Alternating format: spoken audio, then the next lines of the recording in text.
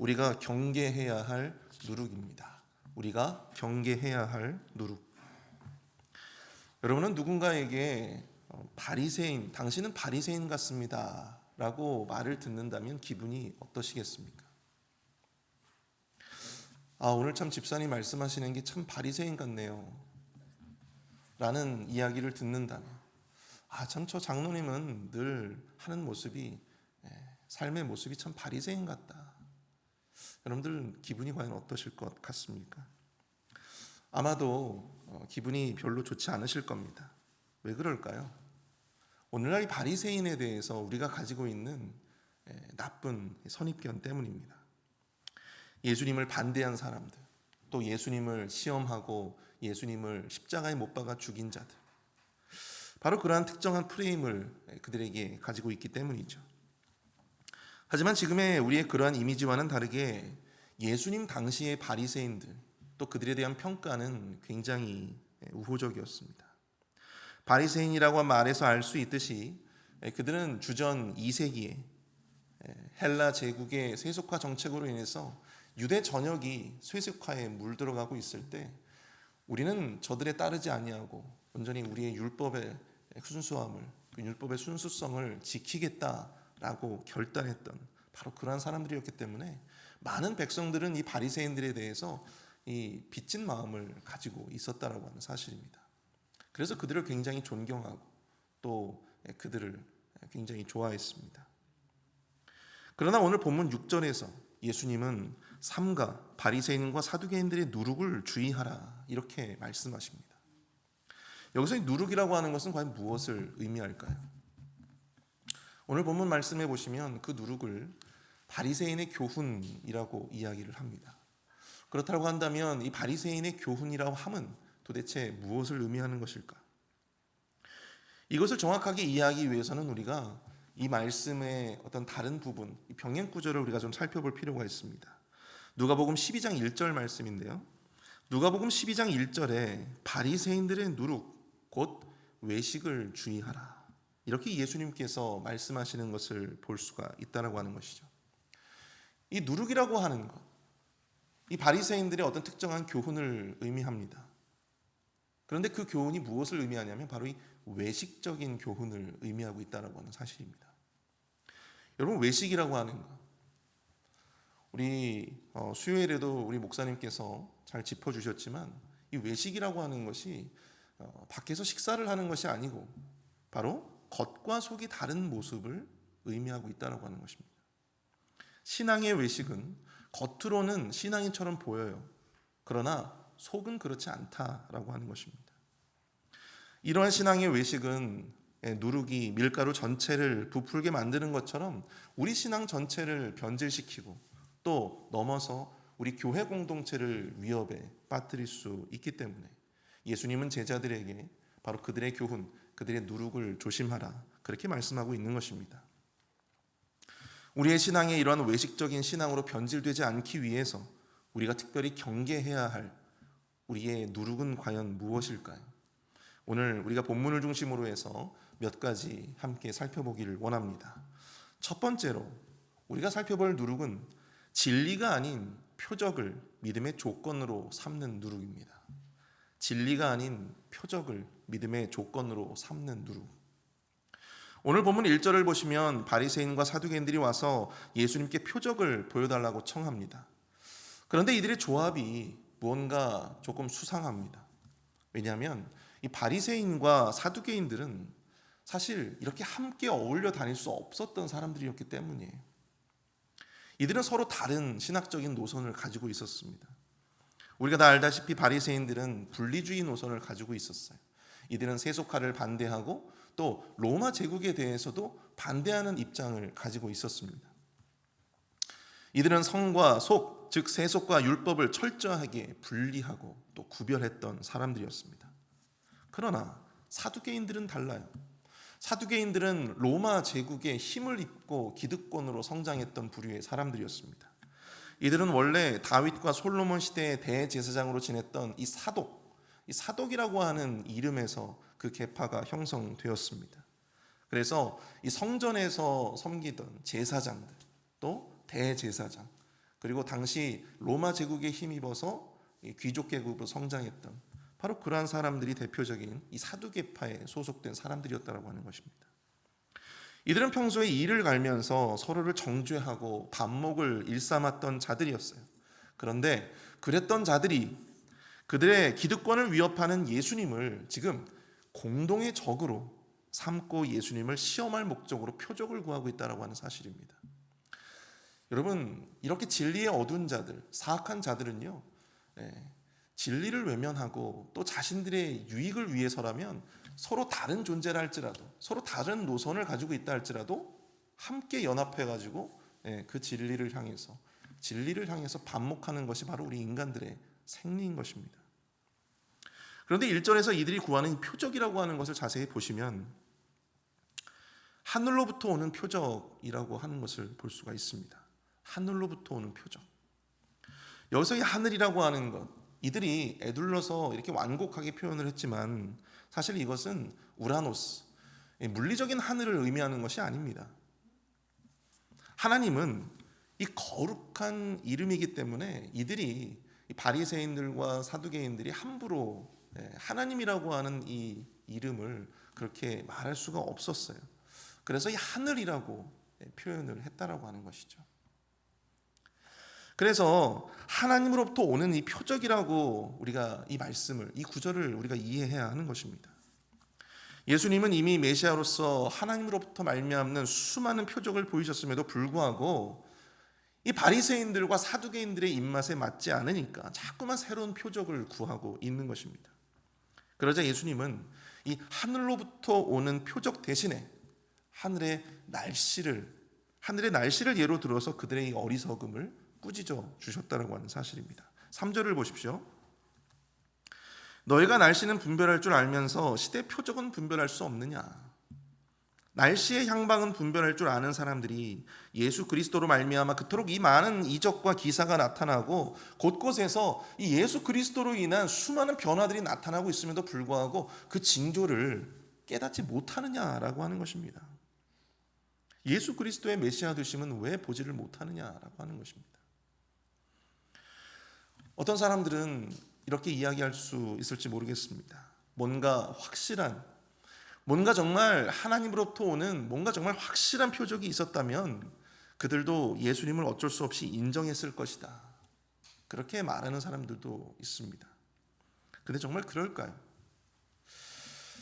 근데 여러분, 안타깝게도 표적이나 기적이 또 특별한 어떠한 신앙적인 경험이 우리의 믿음을 만들어내는 것은 아닙니다.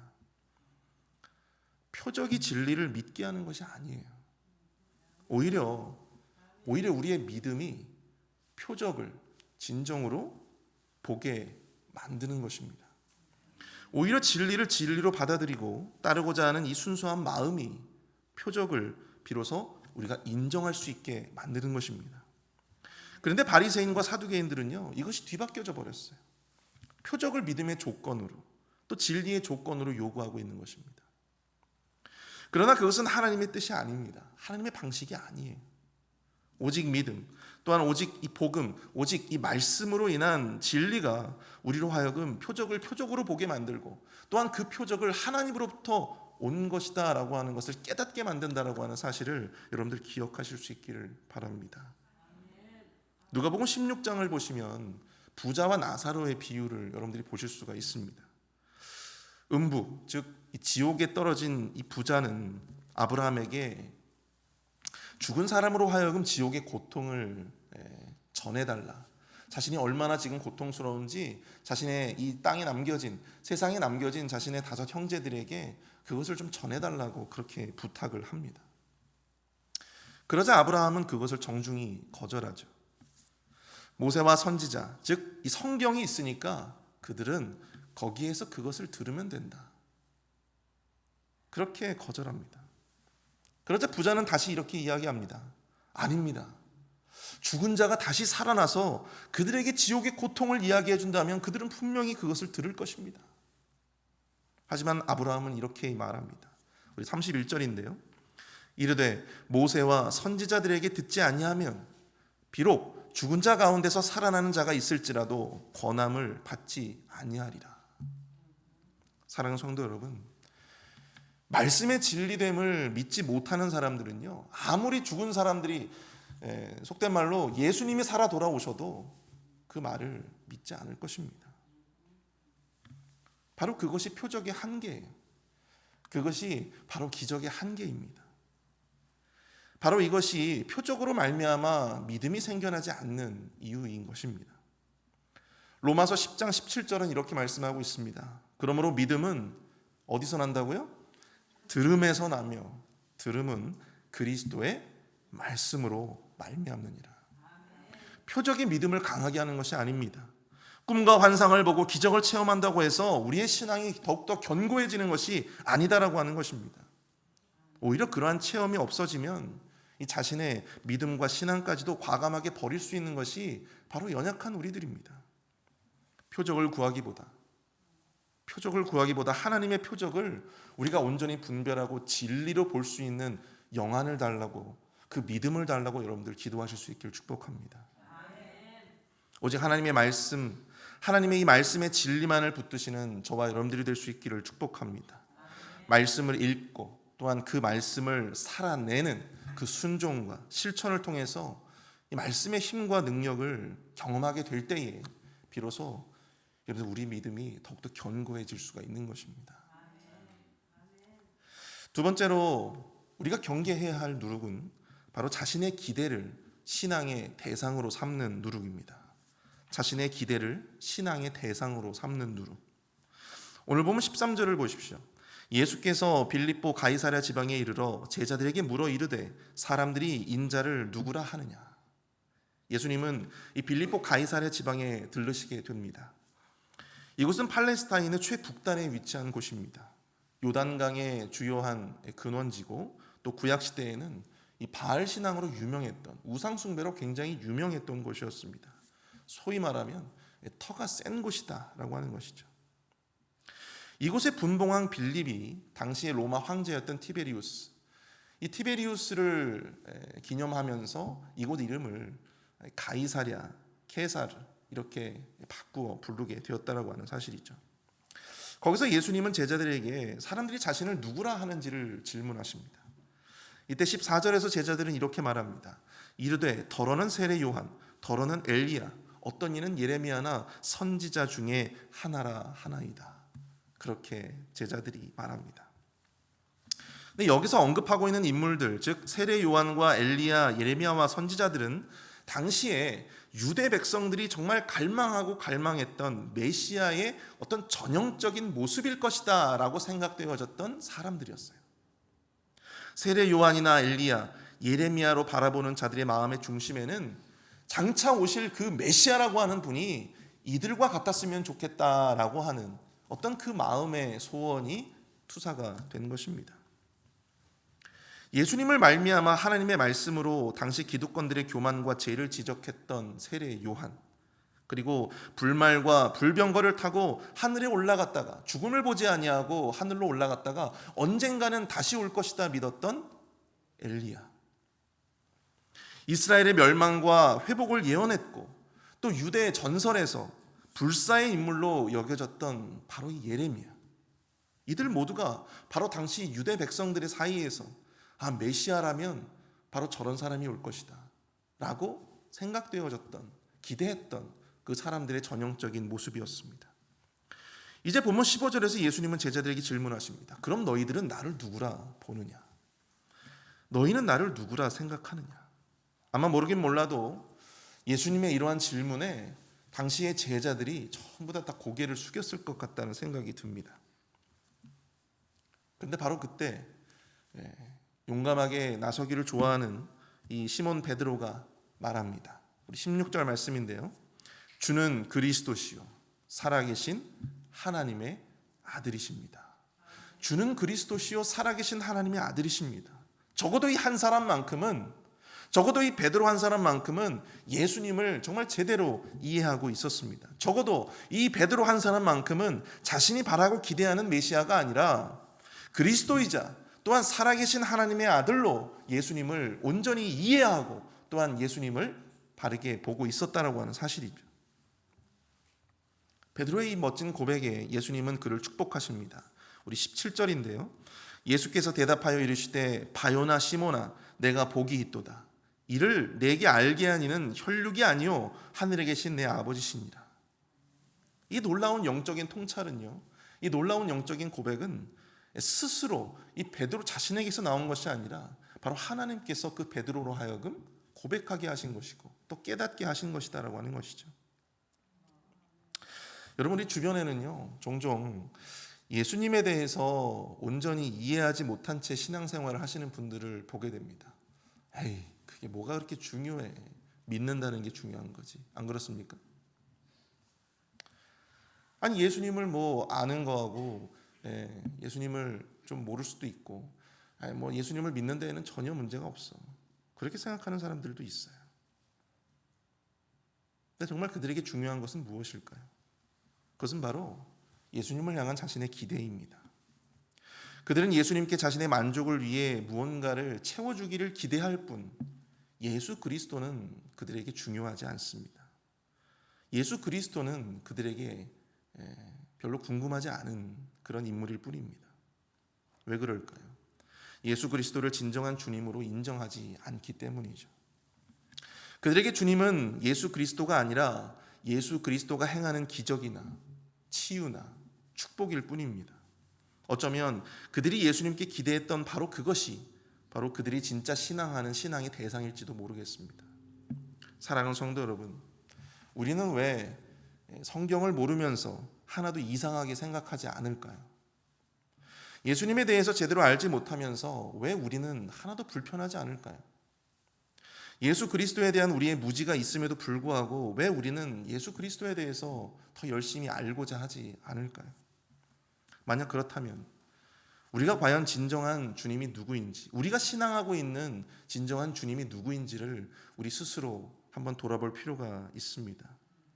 과연 예수 그리스도가 우리의 주님이 맞으신지, 아니면 우리가 그분에게 기대하는 바로 그 기대하는 바가 진정으로 우리가 믿고 따르는, 우리가 진정으로 신앙하고 숭배하는 우리의 신앙의 대상이 아닌지를 우리가 스스로 생각해 보아야 할 것입니다.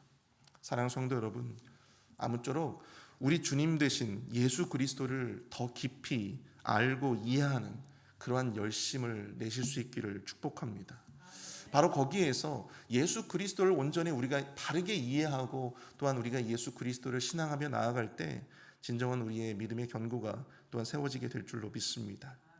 마지막으로 우리가 경계해야 할 누룩은요, 교회를 복음의 확산이 아닌 권세를 위한 도구로 삼고자 하는 누룩입니다.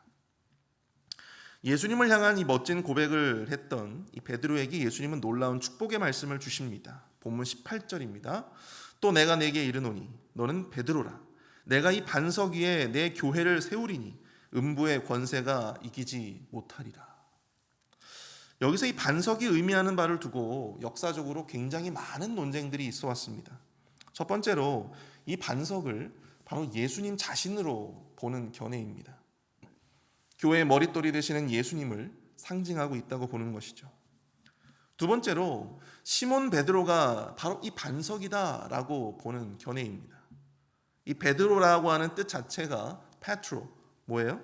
반석이라고 하는 의미를 가지고 있어요. 세 번째로 이 반석을 베드로가 했던 신앙의 고백, 주는 그리스도시요 살아계신 하나님의 아들입니다 라고 하는 이 신앙의 고백, 바로 이 고백을 반석으로 이해하는, 또 반석으로 보는 그러한 부류의 사람들이 있습니다. 이것은 바로 루터와 또한 종교 개혁자들에게 의해서 장려된 주장입니다. 참고로 저는 개혁신학을 신봉하는 목회자의 한 사람으로서 저는 이 세 번째 주장을 따르고 있습니다. 예수님은 이 예수님에 대한 분명한 신앙의 고백을 머릿돌로 삼아서 교회를 세우시겠다, 그렇게 말씀하십니다. 그리고 그 교회는 교회의 음부의 권세가 이기지 못하며 또한 땅에서도 매면 하늘에서도 매이고 이 땅에서 풀면 하늘에서도 풀리는 그러한 천국 열쇠를 가진 하나님의 권세를 가진 조직이로 그렇게 말씀하고 있습니다. 교회는요, 바로 이 예수 그리스도가 세우시고 음부의 권세도 감히 넘볼 수 없는 바로 그 절대적인 조직이 바로 이 교회예요. 강력한 조직임에 틀림이 없습니다. 그래서 이 로마 카톨릭에서는요, 이 교회의 권위가 너무나 지나치게 센 나머지 이 교회의 권위가 성경의 권위를 앞서고 있어요. 그리고 교황의 권위가 성경의 권위를 압도합니다. 결코 세상 권세가 넘볼 수 없는 조직으로 교회를 이해하고 있습니다. 그러나 여기서 우리가 간과하지 말아야 할 대목이 나옵니다. 바로 19절인데요. 19절에 이 천국 열쇠라고 하는 단어예요. 로만 카톨릭에서는 이 구절을 통해서 교회가 이 죄를 사할 권세를 가졌다고 주장합니다. 천국 열쇠. 이 성경에서 말하고 있는 이 천국 열쇠를 바탕으로 해서 사제가 고해성사한 사람들에게 죄를 사하는 권세를 행하는 것을 이거에 대한 근거의 구절로 삼고 있다고 하는 것입니다. 그러나 우리 개혁주의적인 관점에서 천국 열쇠는 죄를 사하는 권세가 아닙니다. 그것은 바로 복음을 의미한다고 하는 것입니다. 교회의 권세는요, 바로 예수님으로부터 복음을 맡은 자들로서의 어떤 열심의 복음을 증거하는 바로 그 권세, 바로 그것을 의미하는 것입니다. 복음을 먼저 맡았다라고 하는 바로 그것이 권세예요. 천국 열쇠를 땅에서 매는 것은 복음을 맡은 사람들이 복음을 증거하지 않는 것을 의미하고, 또 땅에서 푸는 것은 복음을 맡은 사람들이 복음을 널리 증거한다라고 하는 것을 의미합니다. 사랑하는 성도 여러분, 예수 그리스도의 복음을 증거하고 전할 수 있는 권세를 다름 아닌 우리들에게 주셨습니다. 교회에 주신 것이에요. 교회가 마땅히 복음을 증거하고 확산시켜야 할 사명이 있음에도 불구하고 점점 그 사명을 잇는 교회들이 늘어나고 있습니다. 제가 전도사 시절에 경기도 광명에 있는 한 교회에서 사역을 한 적이 있었어요. 그때 저는 일부 성도들에게 참 잊을 수 없는 말을 들었습니다. 그야말로 그 당시에는 충격적이었는데요. 성도들은 이야기하는 거예요. 전도사님, 저희는 별로 새가족들 오는 거 별로 원치 않아요. 왜 그러세요? 아니, 사람들 많아지면 교회도 복잡해지고 목사님이 기존 신자들보다 새 신자들만 챙기잖아요. 그래서 자신들이 설 자리가 부족해진다라고 하는 것입니다. 그래서 이들은 교회가 전도하고 또 교회에 새로운 신자들이 날로 넘쳐나는 것을 별로 반가워하지 않습니다. 그런데 저는 이러한 말들을 그 교회뿐만 아니라 그 이후에 제가 사역했던 많은 교회들에서 이와 비슷한 이야기들을 들었습니다. 물론 모든 성도들이 다 그렇게 생각하는 것은 아니겠죠.